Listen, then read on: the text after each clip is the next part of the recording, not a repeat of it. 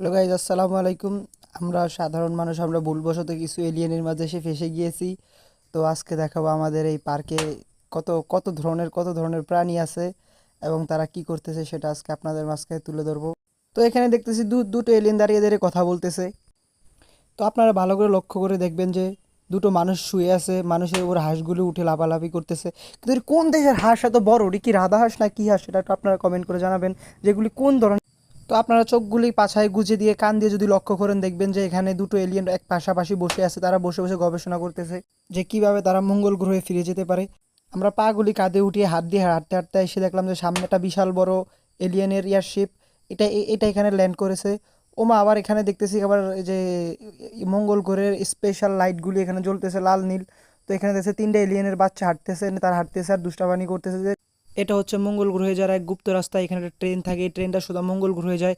তো আপনারা যারা যারা যেতে চান তারা তারা সবাই হাত পাগুলি ব্যাগের ভিতরে ভরে ব্যাগটাকে হাঁটিয়ে নিয়ে চলে আসেন। হাঁটতে হাঁটতে লক্ষ্য করলাম দুটো এলিয়েন এসে দাঁড়িয়ে দাঁড়িয়ে ডাব খাচ্ছে। তো তাদের ডাব খাওয়া দেখাতে আসলাম আপনাদেরকে। ইতিমধ্যে চলে এসেছে আমার বন্ধু তাদের থেকে ডাব খাওয়ার জন্য।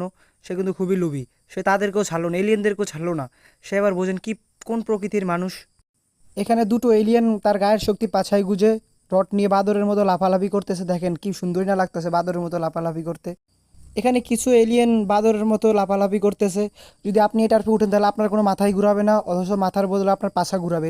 আপনারা দেখতেছেন এখানে বিশাল বড় ডাইনোসরকে বেঁধে রাখা হয়েছে। আর এখানে দেখতেছেন কিছু এলিয়েন তার গায়ের শক্তি পাছায় গুজিয়ে দিয়ে ঘোড়ার পিঠে উঠে লাফালাফি করতেছে।